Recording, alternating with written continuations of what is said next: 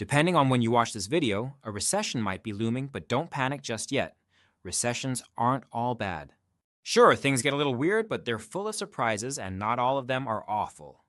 From lipstick booms to zombie companies. I'll explain, don't worry. How do recessions actually happen? It feels like the economy just wakes on the wrong side of the bed, spills its coffee, and says, you know what?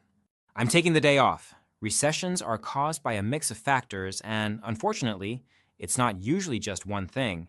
It's a combination of demand shocks, supply chain disruptions, bad policies, and sometimes just plain bad luck. One of the most common causes? Demand shocks. When people stop spending money, whether because they're losing their jobs or just afraid to spend, companies suffer. Less spending means fewer sales, and fewer sales lead to layoffs, which, well, you get the idea. It's a vicious cycle. And when a whole bunch of people suddenly stop spending, you've got yourself a recession. Let's take a quick trip back to the granddaddy of all recessions, the Great Depression of 1929. This wasn't just your average run-of-the-mill recession, it was for an entire decade. What kicked it off? The infamous stock market crash of 1929. The stock market lost nearly 90% of its value, banks failed left and right, and unemployment hit a staggering 25%.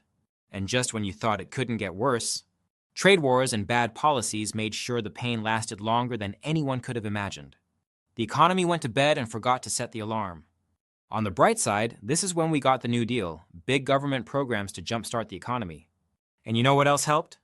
Good old World War II, which, weirdly enough, boosted economic production as countries geared up for the war.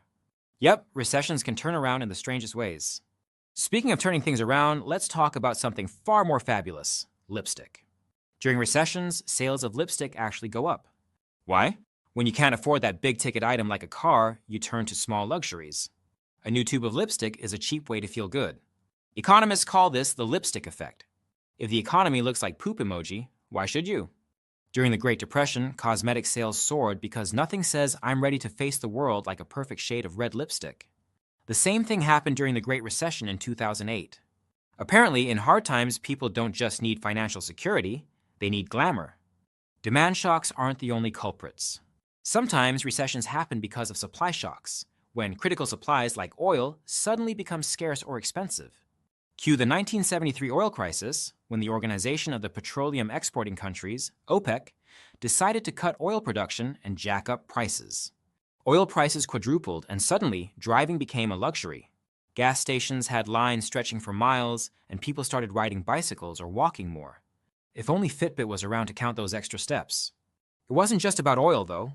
The higher energy costs raised prices on just about everything, from food to factory production, and bam, a global recession followed. All right, something more bizarre. Ever heard of the men's underwear index? You can't make this stuff up. Apparently, men's underwear sales are an excellent recession indicator. Why? Because, as it turns out, men only buy new underwear when they absolutely have to. So, when sales of boxers and briefs drop, you know the economy's in trouble. So, how bad is the economy right now? Well, let's just say, I'm wearing underwear from 2005. Recession confirmed. Just kidding. But seriously, former Federal Reserve Chairman Alan Greenspan believed in this index. If he trusted it, who are we to argue with men's boxers?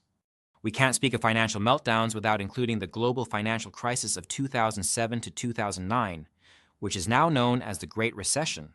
This one started with something most of us take for granted: houses, specifically mortgages. Banks were handing out loans like they were candy on Halloween, even to people who couldn't afford them. Everything was fine until it wasn't. When people started defaulting on their loans, the housing market collapsed, taking the entire financial system with it. Remember Lehman Brothers? They collapsed, marking one of the largest bankruptcies in history. And just like that, unemployment shot up, banks stopped lending, and the economy tanked. But as always, we had our strange recession silver lining. Airbnb was born. While you were out there canceling vacations, some genius decided to let you crash at their house for a small fee. Talk about turning a crisis into an opportunity. Here is something we all love: comfort food. During recessions, sales of comfort food absolutely explode. Pizza, ice cream, fast food, you name it. When the economy tanks, people turn to greasy, cheesy, and sugary goodness for comfort. Because hey, if I can't afford that new car, I'm at least getting extra cheese on my pizza. This trend was huge during the Great Recession. Pizza sales skyrocketed. I won't make a cheesy joke about this one. The internet was once the Wild West. Well, in the late 1990s, the dot-com bubble was born. Everyone thought they were going to become billionaires by creating websites about anything and everything. Investors were throwing money at internet companies that didn't even have profits. But like every bubble, it popped. By 2000, people realized these companies were worth about as much as the pixels they were made of.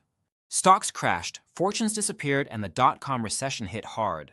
Tech stocks dropped by as much as 78%, and companies disappeared overnight. On the bright side, it did force the internet to mature and pave the way for the next wave of tech giants. It's crazy, but recessions give birth to massive innovation. Some of the world's biggest companies started during recessions. Take Microsoft, founded during the 1970s recession. Or WhatsApp, launched in the middle of the Great Recession. And then there's Airbnb, which completely changed the way we travel during the financial crisis. So, while the rest of us are stressing about bills, some people are out here creating billion-dollar companies. No pressure, though. Maybe that app idea you've been sitting on is your ticket to fortune. Just get on it before the next recession. Sadly, recessions also take a toll on our furry friends. Pet abandonment rises during tough economic times as families struggle to make ends meet. It's heartbreaking, but shelters often see more pets left behind. But here's a silver lining. Adoption rates tend to rise too.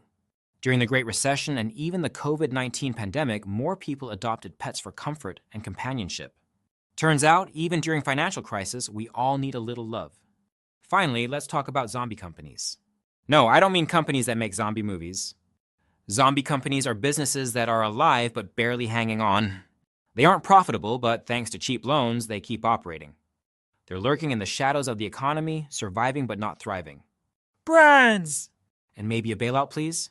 These corporate zombies don't contribute much to growth, but they're hard to kill. They just stagger along until someone finally pulls the plug. Recessions might be tough, but they're also full of weird and unexpected twists, from lipstick booms to zombie companies. And remember, while the economy might be on a roller coaster, there's always pizza, comfort food, and maybe even an opportunity to launch the next big thing. Remember to always check your underwear index. It might be the most reliable financial indicator out there.